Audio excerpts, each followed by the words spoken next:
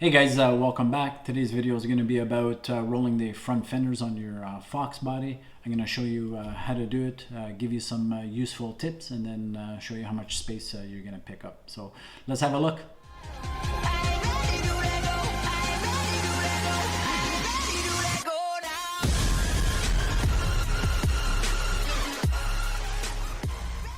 This was a 93 notch that I used to own.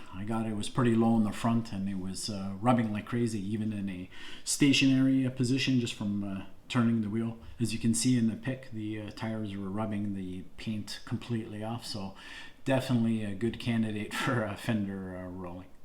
So first order of business for a job like this, you want to get some safety stands under the car. You want to make sure the car is nice and stable, and just as important, you want to make sure that your fender roller is in position. Moving on, this right here is the most important part of the fender rolling job.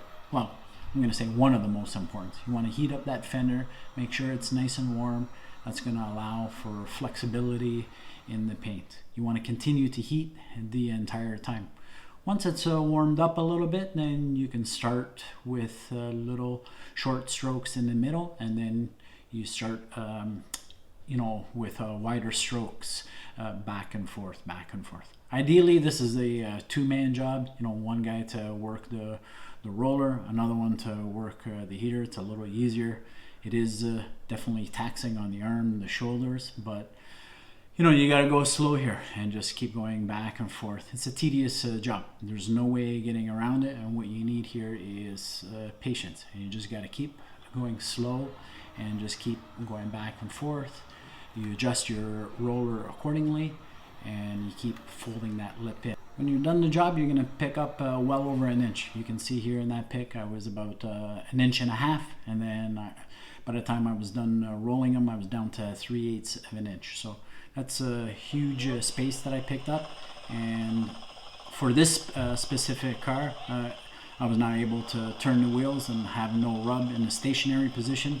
And when I took it out for a test drive, it also didn't rub going over bumps or anything. So guys, there's not really much more to show. The fender rolling process is actually quite simple. Is it intimidating? 100%. Nobody wants to crack their paint, so I think it's probably more intimidating than difficult. But in actuality, it's an easy job if you just follow what I suggested.